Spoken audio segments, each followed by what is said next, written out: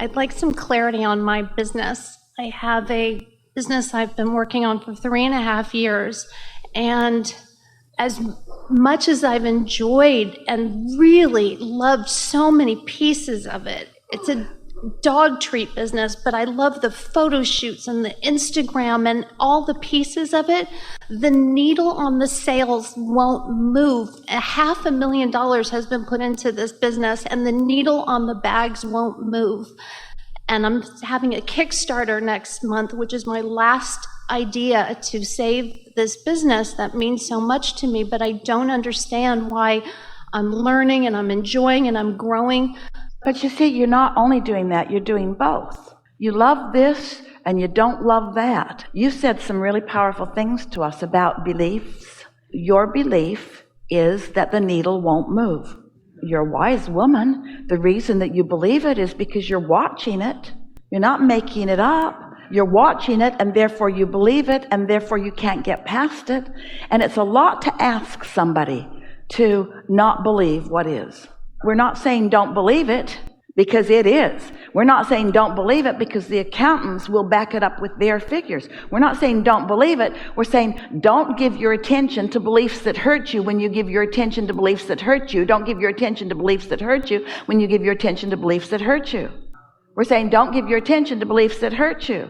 We're saying there's no value in giving your attention to a belief that hurts you. We're saying there's no value in giving your attention to something that is true that you don't want. Because every time you give your attention to something that's true that you don't want, you practice the vibration of it and you don't let it be easy. And then the needle won't move. The needle won't move because your beliefs don't move. And your beliefs don't move because you keep looking at what is. What is keeps holding you right where you are because you've got your attention upon right where you are, because that's what humans do. You face reality. But you are a new breed of humans. Maybe you don't want to face as much reality as you want to create a new reality. So we're not saying don't believe it. We're just saying don't keep that belief active. Replace that belief that hurts you with other beliefs that don't hurt you. Like these dog treats are really, really good. And like this is really, really fun. And like I'm really, really good at so many aspects of this. And like this was a really big dream, and this is a really right time for it, because never before in all of the universe has there been a time when more people were more in love with more dogs. There's just never been a better time for that. Those beliefs are also factual and true, and they don't hurt when you focus upon them. They don't feel bad to you because they don't get you cross current of you see. Honest to God, they are my beliefs. It is the best dog treat in the entire world. We know that. And it's also the most expensive one. And I feel, but isn't it possible that that it's just not a great business idea? Isn't it possible that I'm barking up the wrong tree?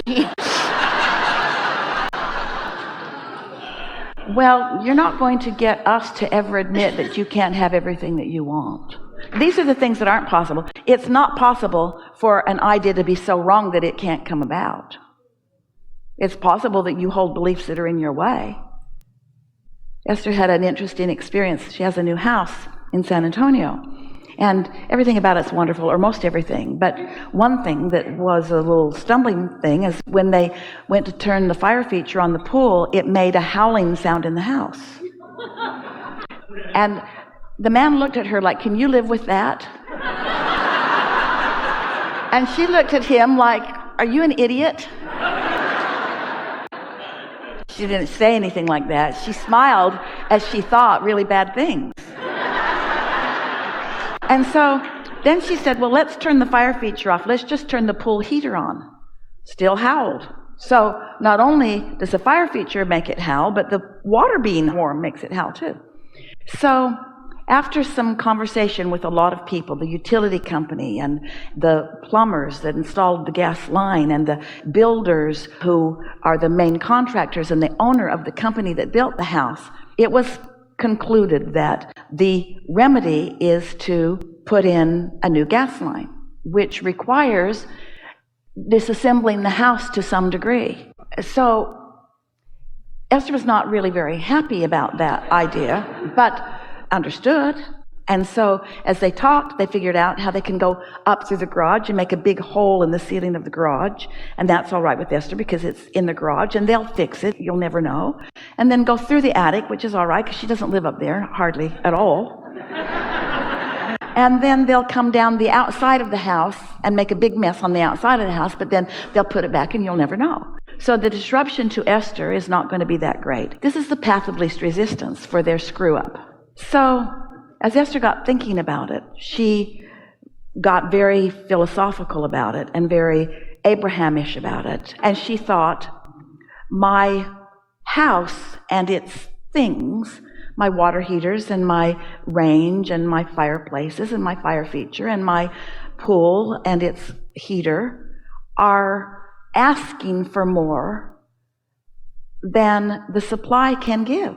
I have more desire than belief. The fact that that pool, that house was asking for more than that system could provide. Esther doesn't take anything that happens in her life experience as just a funny fluke. She owns it all. She knows that something about that is information for her. I've got a bigger desire than I have a supply. Oh, where have I heard that before?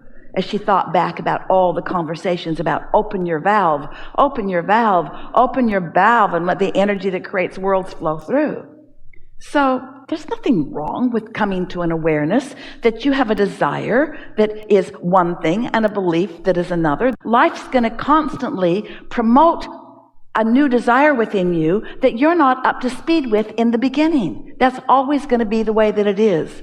But when you give up or try, you can't do it. What you said is it possible that I should let this desire go?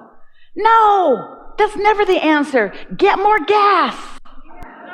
Get more gas. Do whatever it takes to get bigger pipes. Do whatever it takes to get a bigger belief. Do whatever it takes to improve the flow. Because here's what the other alternative is. The other alternative is such shortage consciousness that it cannot abide in your vibration. Such shortage consciousness that, is it possible that I'm wanting more than the universe is willing to provide for me? No, never. That's why you were born into this physical experience, to ask for more and more and more and more and more. You are out here on the leading edge to ask of the universe, to demand of the universe, to expect of the universe that it can deliver as much fuel as is needed for the desires that this time-space reality can produce in you. You say. So the answer is never, ever, ever, ever, ever say, oh, never mind, just cap off the fire feature, I don't mind. I can bathe in a hot tub, and I hardly ever get in the pool anyway. And hot pool makes steam sometimes, and that's not pleasant. And I don't want to create my own cloud atmosphere out there. Anything that doesn't work, just cap it off and let's call it a day. No! Make every single thing work. Make it all work. Make it all work. Make it all work, and make it all work the way you want it to be. Because the universe has the power to give it to you. Why would you settle for less? And do you know what? You're the only one who's got your hands on the valve. It's only you. It's only you. So it's only your bogus thoughts about your business that are making you not let the needle move. That's all. Don't give the credit or the power to anybody else. And the best thing is, when something doesn't go right, you know what it does? Makes you want it to go right more. Esther has never, ever thought so much about gas in her house, in her life. It never even occurred to her that this was a thing. It's making her wonder what other fire features she might want. Because now she has high pressure line into her house and a mega meter from the street. They brought her the biggest gas meter that's ever been installed in a neighborhood. And so she's thinking, oh, gas to spare. What might I light? Maybe I'll light up the sky. There are no limits. And so don't be hard on yourself. We are not being hard on yourself, that you've got some beliefs that are in the way. A strong enough desire will blast beliefs that are in the way out of the way. But that wasn't what your tendency was just now. You were leaning in the direction of trying to do the impossible, which is give up on your desire. Never do that. And every, or nearly every, mega business had stumbling blocks in the beginning, which focused the desire stronger and stronger. Limp desire doesn't make mega businesses. Strong desire does. And strong desire doesn't come from things just happening just the way you want it. Strong desire comes from fine-tuning, from resetting yourself, from reestablishing your intentions, of restaking your claim. On a practical level, can you give me any suggestions? I do the focus wheel where I put the successful business in the middle, and that helps a little bit. Is that what I should be doing on a daily basis? Well, right now, you're whining. That's terrible. I'm sorry. It's all right. And it's natural. And the reason you are is because right now you're saying, I'm not doing what I'm supposed to do, and is there anything that you could do to get me to do more what I'm supposed to do so that I can... And we say, not right now, go have lunch. Don't try to do it when you feel like this, because when you feel like this, every effort that you put toward it just makes it worse. We're just giving you the principles, and we're recording them. And so it will be easier for you. Yay, I can't wait to hear it again. It will be easier for you at another time. But always a fast solution is to step back and go general. Here's something. We're going to give you an example of something. We were talking with a person a few years ago who was trying to sell a house, and they really needed to sell the house. It'd been on the market a long time, and the needle wouldn't move. And it was weighing heavily on them, and it was worrying them. And so we asked them to tell us a little bit about where they were standing. In other words, why do you want to sell the house anyway? And so they described a house that they had outgrown and a house that was sort of falling apart. It wasn't really in great repair, and it wasn't up to their current standards of desire, was obvious from the conversation. So then we said, you are sending out an advertisement to the world that says, come and buy from me this house we no longer want for these reasons. And you're sending out an advertisement to the universe that says, come and buy these outrageously expensive doggy treats.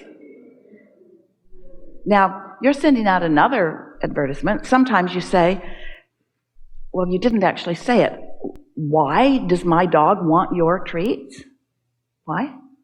Oh, you're asking me? Why implies a question. Because Why? they are the best dog treats in the world. But why? Because they are the healthiest. Why? Because they don't put any crap in it. And they Why? don't lie to you, and they don't put dangerous things in. Then why are you crying? These are great dog treats. These are great dog Because treats. I started this because my dog got sick because of what she was eating. And that made me really angry, and I made something that didn't exist. And I don't understand why everybody doesn't believe me. Well, first of all, words don't teach. But most of all, you got a push and pull vibration going on. You believe in these things, but you're not in alignment with it. And so there's not much power or emphasis coming from you. You're not believable because you got cross currents going. We believe you that the treats are good, and we believe you that they're not selling. You've got this cross current going on. So you've got to just focus upon the part that feels good when you believe it, and not focus upon the part that doesn't feel good when you believe it, and then the needle will move. You see, you think it's about something other than you, and it's not fun or easy for you to hear us when we say, no, it's only you. It's only you, because you've watched so many other things without knowing this, that you made assumptions about why things go. Why do you think that businesses work? Well, most people have read a lot of books, and there's just a lot of things that they would tell you, and we'll tell you why businesses work. They work because somebody has an idea that they don't shoot in the foot every day with their bogus beliefs. That's why businesses that work. That's why anybody gets what they want. They desire it, and they don't contradict it with thoughts that oppose it. That's all there is to it. So it's not that they're smarter than me. It's their beliefs, not their innate business acumen that I don't have. No, what it is, it's not what others think about your business. It's about what you think they're thinking about your business. It's you in the process. Of all the things that you said to us here today, and those listening in can affirm this if you want to, we believe what you said about these treats.